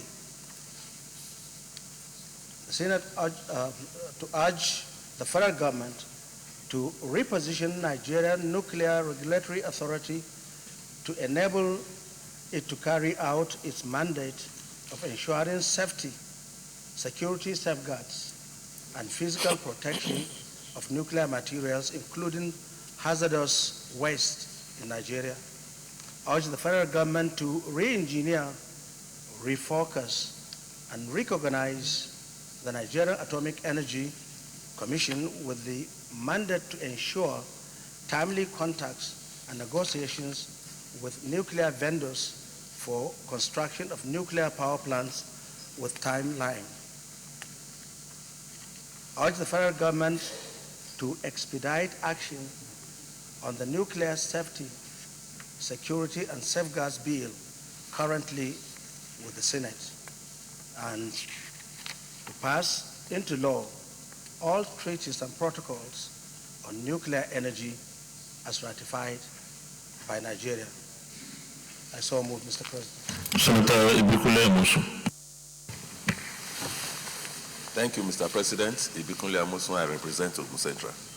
Mr. President, let me especially thank you for allowing me to speak back to back and to say that you have more or less compensated me, because yesterday I actually want to speak on Senator Utasi's power motion on power, and I had to leave because of our committee meeting. But as God will have it today, Mr. President, this is another opportunity for me to speak on that power-related motion. And let me first second this motion and support my distinguished brother and colleague, Senator Al-Makura, for, again, a very important motion. Yesterday, we dwelt on this expectedly and obviously for a longer time. And I think that we truly cannot be tired of speaking and talking about those things that will improve the lot of our nation and our people. Mr. President, let me say at the onset that there will be no development without all our infrastructures being in place. Indeed, nations, empirical researches, several what I call reports has confirmed that development will not happen without infrastructures. And what are infrastructures? Infrastructures are not just limited to roads. In fact, power is a critical infrastructure in the development of any nation. So for me, either you want to say hydro, nuclear, you use gas, you use coal, you use whatever means, windmill, anything that we can do, we should do. And that is why I want to support this bill and to say further, Mr. President, if in our quest, just like the one that I spoke earlier, in our quest to take our people out of poverty, in our quest to develop our economy, in our quest to diversify our economy, power is a very, very significant sector, and it's a very significant need that without it, we will not get there. Yesterday, we listened to the statistics that was reeled out, but the beauty of it is that it is possible when we have the will and the determination. For me, nuclear energy is possible. Several nations have demonstrated it, even nations that are not as even big as us, that doesn't even have the wherewithal as we do. And if we want to get our people out of poverty, if we want to get many of our people to create employment for them, employment will not happen when our small, micro, small, and medium-scale enterprises are not there. Our cottage industries, how will they fare? I remember that last week or so, we came in, you came in, all of us came in, and we were feeling hot. You mentioned it. Clearly, that is infrastructure in place. If the infrastructures are not there, no sector of the economy will work well. Whether education, whether health, name it, tourism. Indeed, without power, tourism will not even work well too. So, Mr. President, I want to put you on notice, sir, that the next motion on tourism, we want to contribute as well, because that is a very important motion as well. On that note, I want to urge my colleague to please give the necessary support for this motion so that all of us can be better for it, and the people that sent us here, our various constituents, will be happy with what we are doing. Thank you, Mr. President, and thank you, Senator Al-Makura, for bringing this motion. Thank you, Mr. President. Thank you very much, Senator Kabir Barka. Thank you, Mr. President, distinguished colleagues. I am Senator Engineer Kabir Barka, Kaduna Central. I rise to support this very, very important motion. Of course, if we look at our main problem in this country, it's all related to power. Last week, many motions were presented, of which, of course, it was linked to power. Therefore, we have to look at how can we at least look at this problem of power. So therefore, whatever way we are going to get this power, Mr. President, be it a nuclear agency, whatever, gas, hydro, we have to make sure that Mr. President, distinguished President, yes, we achieve this one. I think we have to really put our feet down this 9th Senate to make sure that, of course, before the end of this 4 years, we achieve more than 30,000 megawatts, so that the country will be proud of us. Definitely, if you go all over the country, all our industries now, I can say, maybe are almost down. Maybe not less than just 20% operative. Go to Kano, go to Port Harcourt, go to Lagos, go to Kaduna, our textile industry there, all are down. Because of what? Because of power. Therefore, Mr. President, we have to make sure that we support this motion, and also not only support it, to make sure it is being implemented so that we can realize this 30,000 megawatts as stated in this motion. I so support this motion. Thank you very much, Mr. President. Thank you very much, Senator Brangover. Your Excellency, distinguished colleagues, my name is Brian Weber, representing Sokoto East. I rise to commend the mover of this motion, that is distinguished Senator Tanko Almakura, for bringing this very, very important motion. The issue of nuclear in the generation of electricity is very important, it's easy and cleaner than any method that you are going to apply. And therefore, it's also easier to produce more energy than any system you are going to apply. So I think really people are fearing nuclear because they feel that immediately you have nuclear, then there is going to be explosion, there is going to be, radiation. No, we are not going to that level. This is for the peaceful means, for civilian use, that's all. And therefore that type of one that you are going to have reactors, so it's going to be enriched, it's not going to reach that one. We are not going to reach that level. And therefore I think it's very, very important that people have to be calm and understand that having nuclear in the generation of electricity will go a long way in solving some of the problems we have in electricity generation in this country. I therefore support the idea and then commend the mover of this motion. Is there anybody against the motion? Against the motion? Okay. Senator Chimoro Kennaman. Thank you, Senate President. Distinguished colleagues, I convey my deep respect to distinguished Senator Almakura, who has the privilege to belong to the same club that I belong to. Nigeria, 59 years post-independence, is still described as a sleeping giant, a giant bogged down by clay feet. Poverty rate over 50%, 16 million children on the streets, no data, absolutely no data. A country where you do not know how many people move from Kaduna to Abuja, how many tomatoes, cattle, move from Kaduna to Abuja. Let that child crawl. Let that child walk before that child will sprint. I therefore believe it's too early. Thank you. Thank you very much, distinguished colleagues. We go to the prayers. Prayer 1, urge the federal government of Nigeria to reposition the Nigerian Nuclear Regulatory Authority to enable it to carry out its mandate of ensuring safety, security safeguards, and physical protection of nuclear materials, including hazardous waste in Nigeria. Those in favor of prayer 1 say aye. Those against say nay. The ayes have it. Prayer 2, urge the federal government to re-engineer, refocus, and recognize the Nigerian Atomic Energy Commission with the mandate to ensure timely contacts and negotiations with nuclear vendors for construction of nuclear power plants with the timeline. Those in favor of this prayer say aye.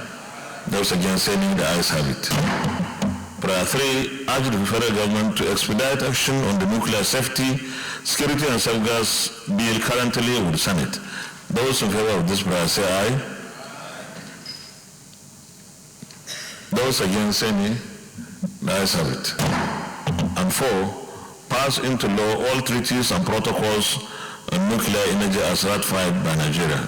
Those in favor of paragraph 4 say aye. Those against say nay. The ayes have it.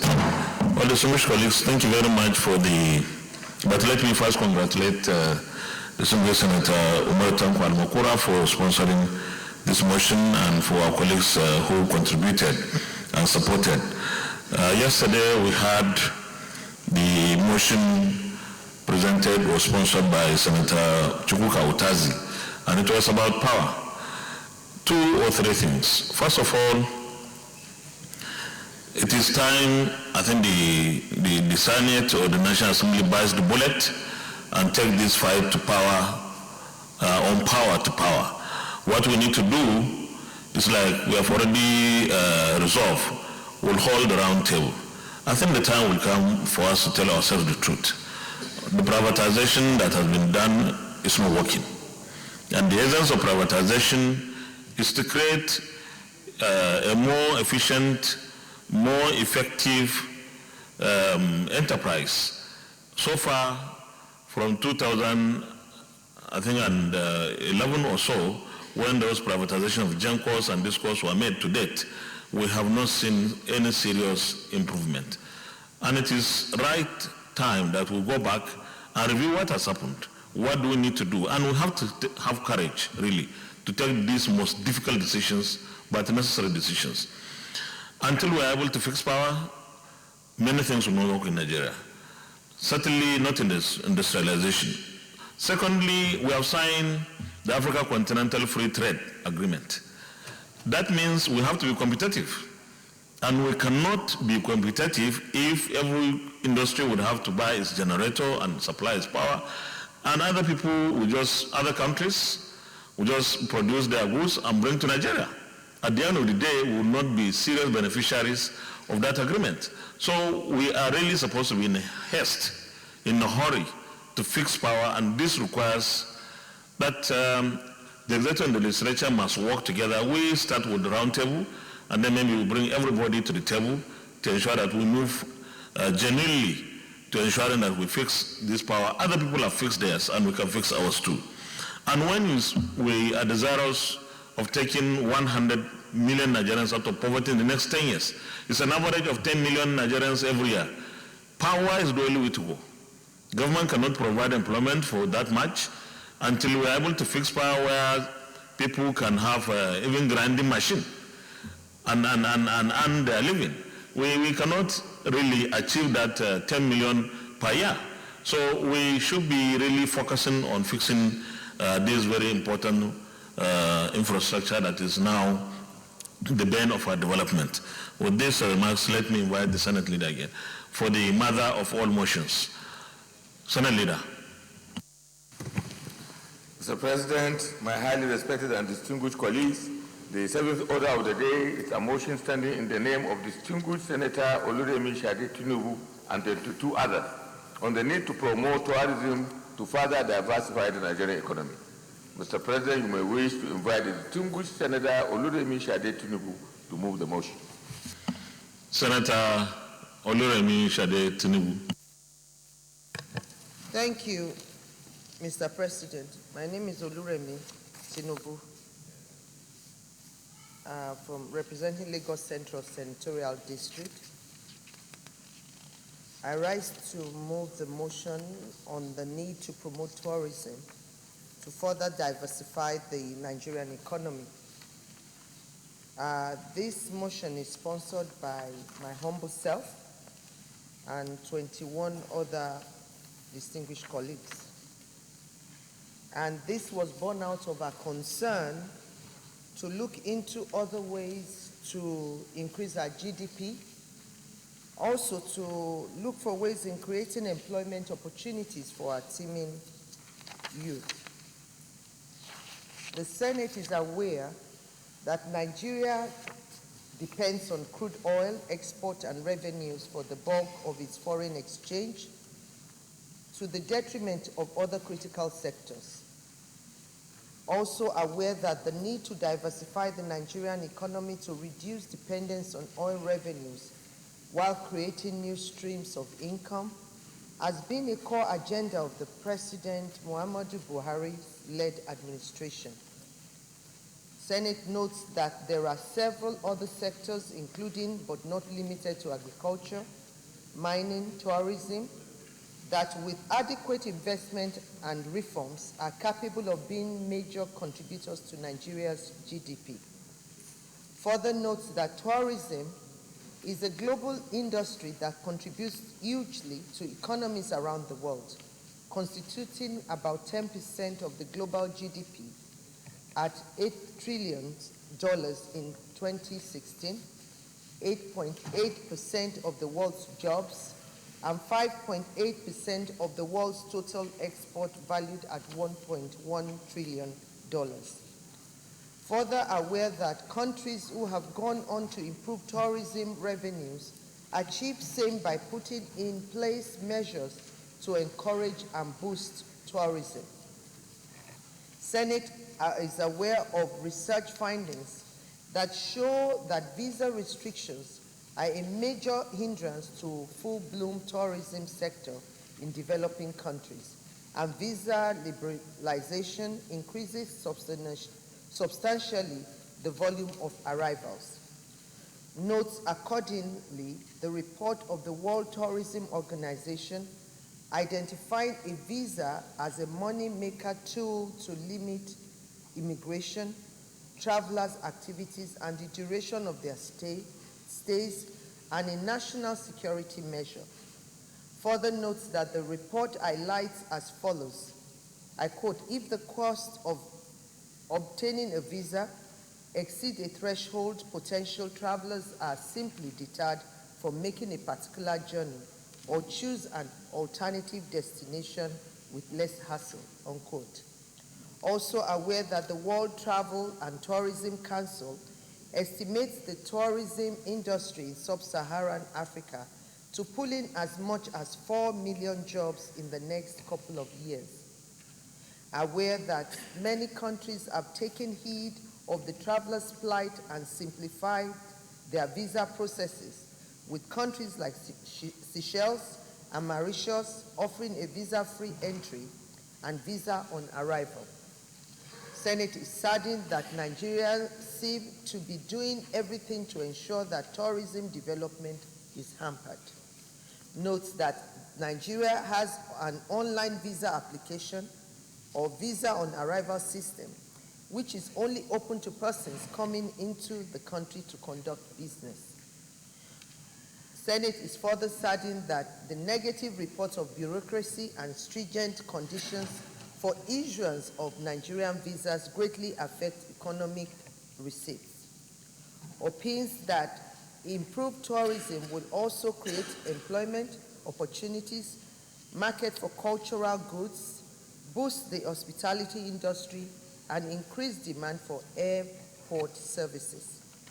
Senate is aware that neighboring Ghana has recently been touted as the next big tourist destination, with a 15-year-long tourism plan, emphasizes on slave trade relics and ports, and the Afro Nation Festival, and could be a gateway to promoting tourism in the rest of Africa. Senate is saddened that Nigeria has all the trappings of huge tourism potential, rich cultural heritage, tropical weather, great array of wildlife and vegetation, etc., that are not being maximized to our advantage. Also saddened that Nigeria has hundreds of kilometers of coastal waters which stretch into beaches, are in other climes major tourist attractions. It is sad, however, that our beaches are packed with filth and pose environmental hazards. Senate opines also that the Nigerian fashion industry, having garnered global recognition, is capable of providing a platform to boost tourism. Senate is worried that India, the leading consumer of Nigeria's oil, is set to switch its buses to alternative sources of energy in 2 years, and also worried in light of OPEC's World Outlook published in 2016, indicating that a global decline in demand for oil is expected from year 2030, about the glee with which we are still focusing on exploration of crude. Senate, however, accordingly resolves to 1, urge the Budget Office to increase budgetary allocation to the Ministry of Culture and Tourism. 2, urge the relevant ministries and agencies to revamp. Point of order, Leader. Mr. President, my distinguished colleagues, I write at this point to move for the suspension of our Order 13 in order to allow our deliberations to proceed to their normal, to a successful conclusion. I so move. For the Senate to sit beyond 2 o'clock, Minority Leader. I rise to second the motion moved by the Leader that the Senate do sit beyond 2. I so second. Distinguished colleagues, those in favor of the motion that the Senate sits beyond 2 o'clock, say aye. Those against, say nay. The ayes have it. Distinguished Senator Tinubu, you don't want to continue?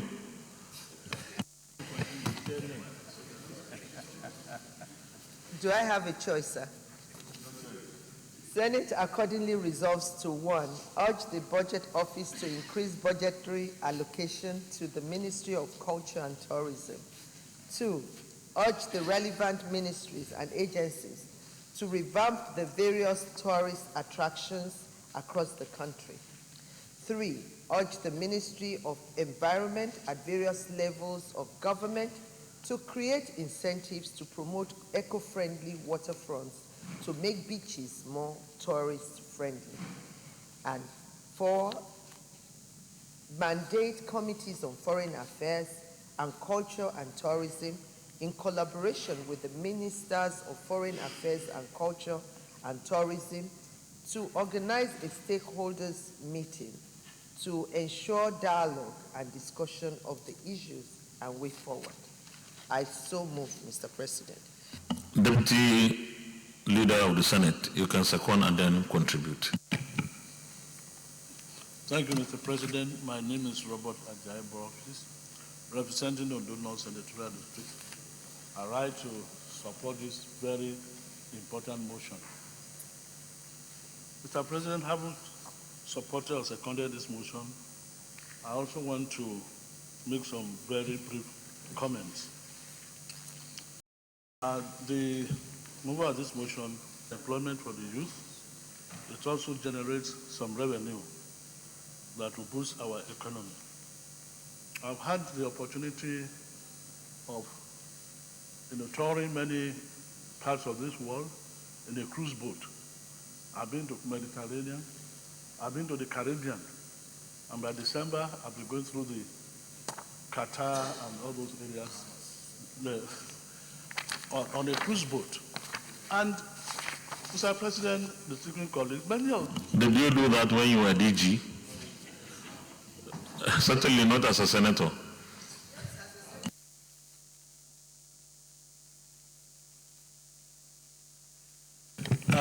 It's very cheap. And I discovered that many of these countries, especially in the Caribbean, depends on tourism for their economy. And we have better tourist attractions even in Nigeria. But we need to provide security because many people will not want to come to a place where their life is not secured.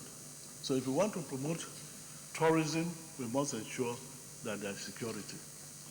And also there must be a deliberate effort to invite those who are dominating the tourism industry, like the cruise lines, so that they can. Africa is the only area now where most of the cruise lines are not operating.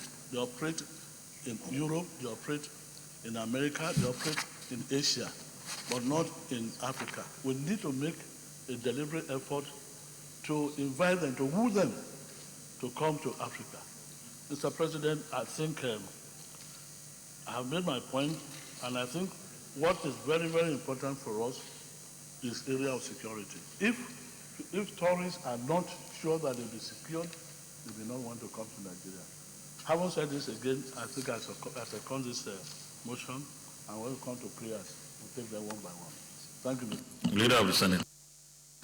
Thank you, Mr. President. My highly respected and distinguished colleagues, my inclusion as a co-sponsor of this motion is not by accident, Mr. President. I come from a town, village, and a senatorial district that has been very famous for tourism in the past. I think in the last 5 decades since the independence of this country. In fact, since 1934, my village, my senatorial district have been well known in this country and all over the world for hosting the famous Argumu Fishing Festival, which has not seen better days, I think in the last 1 decade or so, because of lack of support both from the private sector and from the government for this important sector of the national economy to be supported and to be given the kind of both moral and financial support for it to really thrive. Because it is a basis which provides not just seasonal employment, but regular employment of all sorts of entrepreneurs, workers, vendors, and several other people and talents, for people really to work on their talents in so many other fields of endeavor. Lack of this tourism infrastructure and lack of this tourism has killed so many businesses and really unemployed so many people in several sectors of the national economy. So it's not just an issue. The issue of security that has been mentioned by the Deputy Senate Leader is also very vital and important. But equally important is for us as a nation to look into the tourism potential of every single local government and every single ward in this country, so that we can be able to not just secure those areas, but also make the necessary investment through the private sector and through governmental initiatives, so that we can be able to revive and build on the potentials of our people, so that we can invite foreign capital, so that we can be able to also revive the culture of our people and to really serve as, as a selling point, to the other peoples in the world, so that our culture, will receive the necessary support and the necessary appreciation from the people all around the world. Mr. President, I think the motion that has been raised by distinguished Senator Tinubu is a wake-up call for all of us, and I think we should be able to support that motion and see that, from today on, some real practical support is given to our Committee on Culture and Tourism. I don't know whether Senator Okorocha is here, but I think it's a wake-up call for the chairman of that committee, to really come up with proactive and workable programs, so that we can key in and advise the executive on how to go about this. With this, Mr. President, I urge my colleagues to support this very, very important motion, because it is a mine of gold. It's a mine, it's a gold mine that if we give it the right investment and attention, will bring a lot of wealth and social employment for our people. Thank you, Mr. President, for giving me the opportunity. Senator Matthew Orogile. Thank you, Mr. President. My distinguished colleagues, once again, I'm Senator Matthew Orogile. I represent Edo's House Senatorial District. Mr. President, let me say that the privilege that has been extended to me to make contribution to this very important motion, is very well appreciated by me. You recall that in the 8th Senate, Mr. President, I was the chairman of the Committee on Culture and Tourism. And on this floor of this very distinguished Senate, I sponsored 3 bills having to do with tourism. The first was Nagoto Bill that was eventually signed into law by Mr. President. And the other one was the NTDC Bill, with Nigerian Tourism Development Corporation Bill, which of course was still awaiting assent. And then the Gallery of Arts Bill, sponsored by me.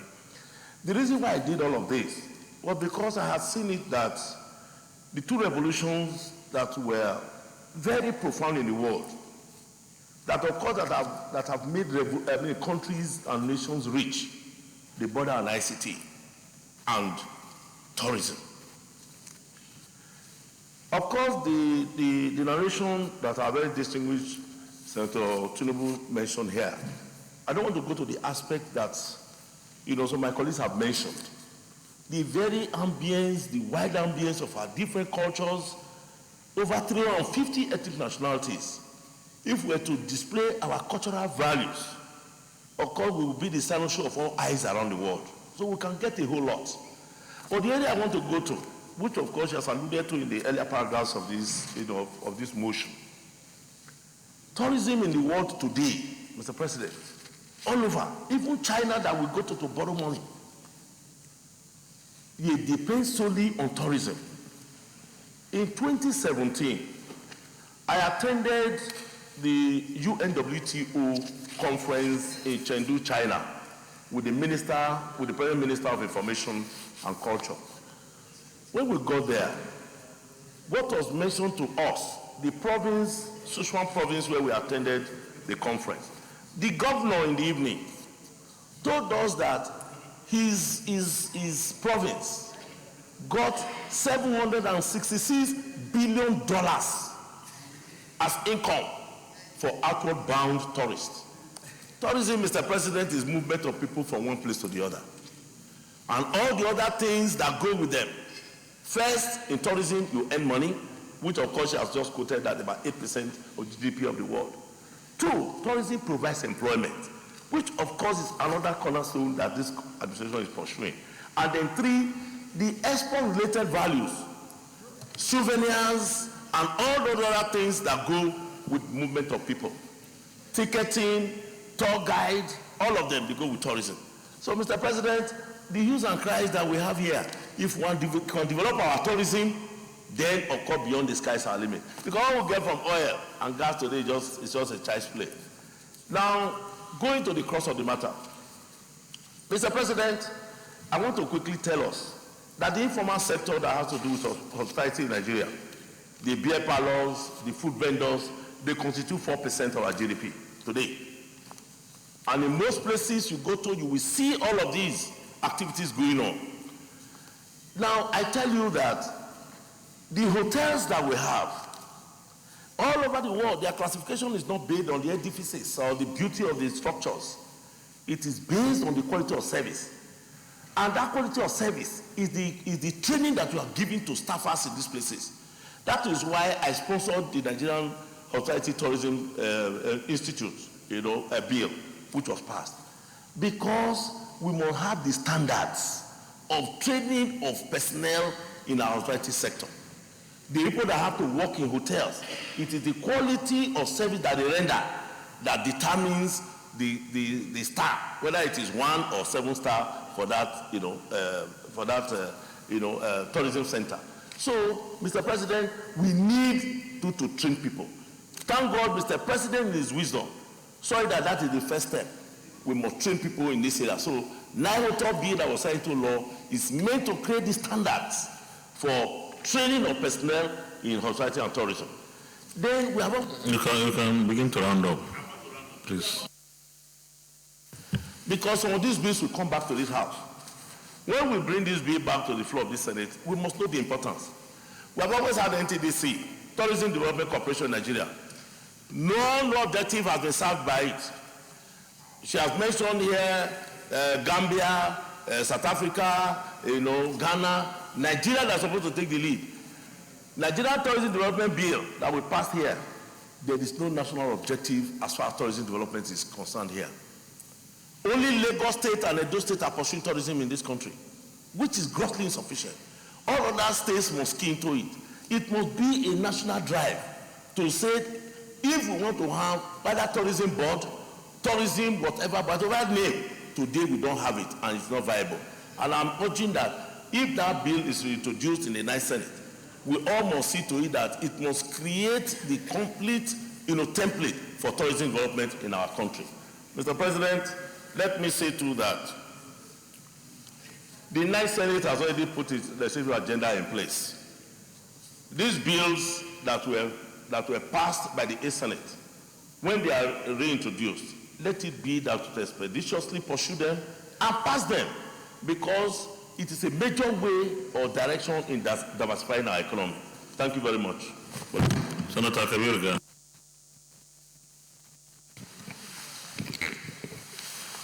Thank you, Mr. President. My distinguished colleagues, I am Kabir Gaya, represent the people of Kano South from Kano State. I wish to commend Senator Tinubu for bringing this motion, which I believe is very important. We're looking for ways out of generating revenue to finance our budgetary programs. So, Mr. President, this is a welcome bill, and I know every state of the Federation has areas of tourism. Like Kano State, we have seasons of festivals annually, and that attracts millions of people for that festivals. And we have other historic areas where it could be visited by people. And I think that's another area which we can generate revenue. And many other states of the Federation, the tourism, we have the game reserves and other places like the Yankari Game Reserve. All these are sources of tourism, and I believe that would be helpful to generate revenue for this country. So therefore, I support this bill, I second this bill, and I support it. And I think it's a straightforward motion. We could simply go to the prayers of the mover of the motion. I so support. Yeah, distinguished colleagues, we have a meeting at 2:30, so I will plead that whoever is going to contribute in this motion and the next one, because we still have another motion, is 2 minutes, please, so that we are able to take everybody. Senator Sikiru Oshino. Thank you, Mr. President and colleagues.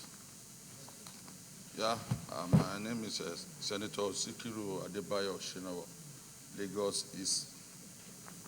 Mr. President and senior colleagues here, apart from the fact highlighted by the Prime Mover, I stand before you not as a co-sponsor, but to let the Senate know that tourism all over the world, apart from the fact that it's not going to only enhance our income, it's going to add to our culture. It's going to bring new ideas to our culture and tradition. And I'm saying this, if you look at other countries who take tourism as their only source of income, there are many, and I don't want to waste the time of the Senate by mentioning names, but I'll quickly mention 2 facts here. If you have been to Dubai and Saudi Arabia, you will know everybody that visited. They always come back with either their jalabia, what we call metal wear, or with their jalabia or something from that place. Both Muslim and Christian today in Nigeria put on jalabia. And it is not Nigerian wear, it's metal wear. They got this because of the interest, because of the tradition of the country they visited. So tourism in Nigeria, if we can take it as a serious thing, it's not only going to enhance our income, but it's going to add value to our tradition and culture. Because if we fail to say here we are, nobody will say there you are. On this note, sir, I support this motion, and I am urging all my colleagues to give this motion 100% support. Thank you, sir. Senator Bikulemo. Thank you, Mr. President. Distinguished colleagues, let me join my colleagues in commending the mover of this motion, and to say that it is very, very important motion. We have been speaking about need to diversify our economy. Aside from agriculture, mineral resources, tourism comes very, very hanging. Indeed, for me, tourism is probably the lowest of all the hanging fruits. But let me sound this note of warning, Mr. President, or advice. There will be nothing like tourism if our infrastructures are not in place. And I've said it severally again and again, what are the infrastructures? If our security is not there, there can be no tourism. If our roads, rail, air are not working, there can be no tourism. If our power is not working, there can be no tourism. Mr. President, access is very key, and I'm happy with this visa on arrival that is being introduced now. Mr. President, we all know, and I'm happy that the leader mentioned it.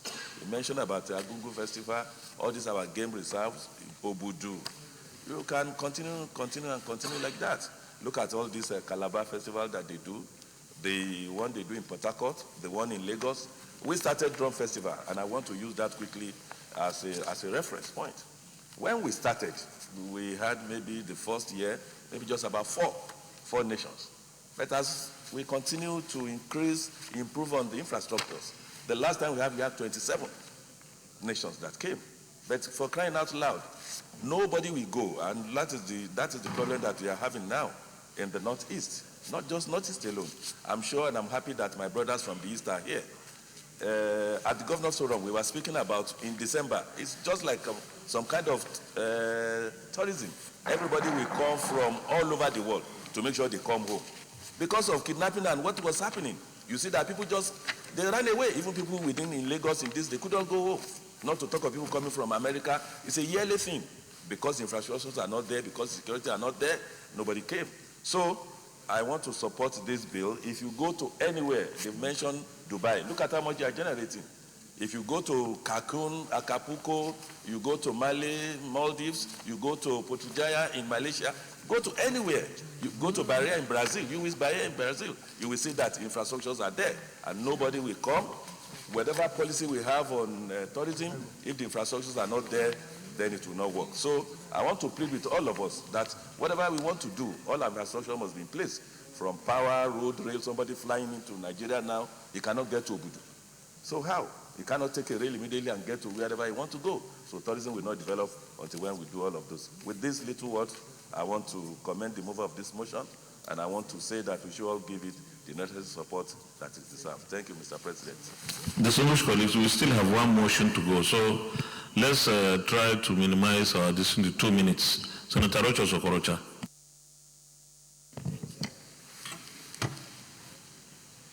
Mr. President, mine is just to show appreciation, to thank all the contributors for supporting this very key alternative to our oil deceit economy. So I'm very happy that the distinguished senator had made this motion on the floor of the Senate. But let me also make a little clarification to say that tourism is whatever makes people to leave their country and come to your country or to your place to spend money. When we look at tourism as business, other than leisure, then I think our nation will take it more seriously. Because right now, it looks to us as if when we talk about tourism, it's like just leisure, but to a country, it's business. And you cannot have such business if you do not create an enabling environment for such business to thrive. I agree with Senator Amoson, who has spoken so concerned about insecurity and all that. We cannot wait because there's no perfect secured nation in the world. Every nation has their challenges of insecurity. But there are other forms of tourism. For instance, educational tourism. Today, our sons and daughters go to university in Ghana, and there's no single person coming from African country to come to university in Nigeria. That alone is also tourism. Why can't we make our educational system better to start from there so we can have educational tourism? Health tourism. Today, Nigeria spends hundreds of millions of dollars in India for medical care. If our hospital is correct, and that will also help with health tourism. So there's some aspect of tourism we can start with, not necessarily the one that takes us to Obudu Ranch and all that, to fix things. So, Mr. President, I want to thank everybody. Mine is not to contribute. Mine is to take all that I've said and improve on what we are doing. But we've started already. We've started doing something. And we'll soon come to you, Mr. President, to give you more weight on the tourism department. Thank you. Senator Baroj. Thank you, Mr. President. I am Senator Baroj Brin. I represent Kano North. Mr. President, let me first of all commend the sponsor of this motion because she has brought to the fore one of the areas that when fully looked at, if we try to make sure that we explore the potential of that area, our economy will be great. Tourism is a business. Tourism is a source of revenue for every nation that takes it seriously. And we need to do that in this country. I remember years back when things were moving fine in terms of security, in terms of the zeal of people outside this country, or the willingness of the people outside this country to come into this country without fear of insecurity. Then you find tourists coming into Nigeria, to our villages, to our towns, and we're gaining so much from them. Because once they come in, they impact positively on the local economy. Therefore, what we need to do is to create that environment, the enabling environment for tourism to thrive. What are these? What are the the requirements? What we need to put in place? Of course, it has been said, security and infrastructure and the rest. Well, we don't need to wait till all those things are fixed. Nowhere is fully secured on earth. Nowhere. You go to America that has the most sophisticated security infrastructure, you still have incidents of crimes and all those kind of things. But the important thing is to make sure that those things that are necessary in terms of hotels, in terms of tourist attractions, in terms of areas to visit, tourist attraction, we should maintain those tourist attractions that we've been endowed with by the Almighty God. We have, like the Gurara Fall, where there's Yankari Game Reserve. Look at the beautiful thing being done every year in Cross River State, the carnival. It's so nice that we need to encourage what is going on, put more emphasis, try to support what is being done yearly in Cross River. And it's like, so that people will be coming to the country. The more people come into the country, the more we have the positive impact on our economy.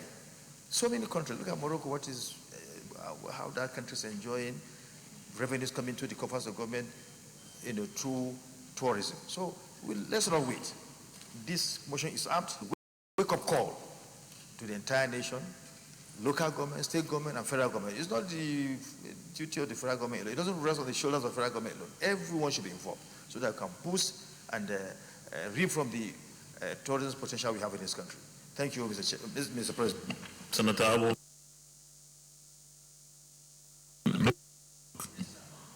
Okay. Thank you so much, Mr. President, distinguished colleagues. The name is not changed up to now. I still remain Senator Ishako Abo. Mr. President, I want to commend... For the next 4 years, your name will remain the same. Thank you, Mr. President, sir. I want to commend distinguished Senator Tinubu for this wonderful bill. Indeed, we are nearly running a mono economy, where, just like she said in her opening statement here, that aware that Nigeria depends heavily on crude oil, it shall not be so. Tourism, of course, the potential of tourism bringing in additional revenue for Nigeria cannot be overemphasized. And I want to say, when we develop the potentials of our tourism in Nigeria, it will solve a lot of other problems around, including problems of security, for example. Because a tourist will not go where his life is not secured. So when you are developing tourism, government will be forced to look at the angle of security so that at least it can attract people and the tourists will be safe. This motion is very, very commendable. Mr. President, I'm still within my 2 minutes. If you go to my village, for example, in Mubi North, in Adamawa State, if you go to my village, the potential of tourism, in fact, let me say today, There is a place in my village where water come out of ground and is flooding to become a big river. That will be a potential tourist attraction for this country. Mandara Mountains, for example, if we can tie Mandara Mountains with cable cars, you don't need to go to South Africa again. You will come to Adamawa State and climb our Mandara Mountains. Mr. President, distinguished colleagues, we are aware of the fact that tourism is also linked to aviation. Our aviation system in this country needs support, needs so much support. We don't even have a national carrier. If this motion is moved and the federal government adhere to the resolutions of this Senate, I believe it will solve so many problems and to bring additional revenue to this country. I support this motion. Thank you. Thank you very much. Within 2 minutes, distinguished colleagues, is there anybody against the motion? Anyone? We'll go to the prayers. Urge the Budget Office to increase budgetary allocation to the Ministry of Culture and Tourism. Those in favor of prayer 1, say aye. Amendment. Thank you, Mr. President. I think the little slight amendment has to do with the reality of our country today. All the Budget Office to increase the budgetary allocation to the culture arm of the Ministry of Information and Culture. We will not have culture and tourism. We have information and culture. Any seconder to the amendment? Senator Aroginos. Mr. President, distinguished colleagues, my name is Bino Siaro, Adamawa South. I rise to second the amendment as moved by my colleague. Thank you. Those in favor of prayer 1 as amended, say aye. Those against any, the ayes have it. Prayer 2, urge the relevant ministries and agencies to revamp the various tourist attractions across the country. Those in favor of prayer 2, say aye. Those against any, the ayes have it. Prayer 3, urge the Ministry of Environment at various levels of government to create incentives to promote eco-friendly waterfronts to make beaches more tourist-friendly. Those in favor of this prayer say aye. Those against any, the ayes have it. And prayer 4, mandate committees on foreign affairs and culture and tourism in collaboration with the ministries of foreign affairs and culture and tourism to organize a stakeholder meeting to ensure dialogue and discussion of the issues and way forward. Those in favor of prayer 4 say aye. Those amendment.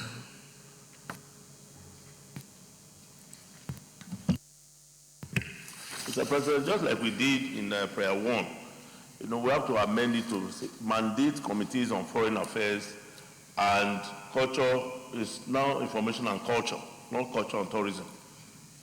Just that's the amendment there, in collaboration with ministers of foreign affairs and information and culture to organize a stakeholder meeting to ensure dialogue and discussion of the issues on the way forward. Any seconder? Senator Clifford Odia. Thank you, Mr. President. I'm Senator Clifford Odia, representing Edo Central Senatorial District. I rise to second the motion as proposed by Senator Matthew Rohide. I so second. Distinguished colleagues, those in favor of prayer 4 as amended say aye. Those against any, the ayes have it. Leader of the Senate. Thank you, Mr. President. My highly respected and distinguished colleagues, the 8th order of the day is a motion standing in the name of distinguished Senator Clifford Odia on the urgent need to combat the high rate of infant death caused by pneumonia in the country. Mr. President, you may wish to invite distinguished Senator Clifford Odia to move the motion. Senator Clifford Odia. Thank you, Mr. President. I'm Senator Clifford Odia, representing Edo Central Senatorial District. I rise to move the motion on the urgent need to combat the high rate of infant deaths caused by pneumonia in the country. The Senate is aware that pneumonia is a lung disease condition which can be caused by bacteria, viruses, or fungi, which leaves children fighting for breath with their lungs filled with pus and fluid.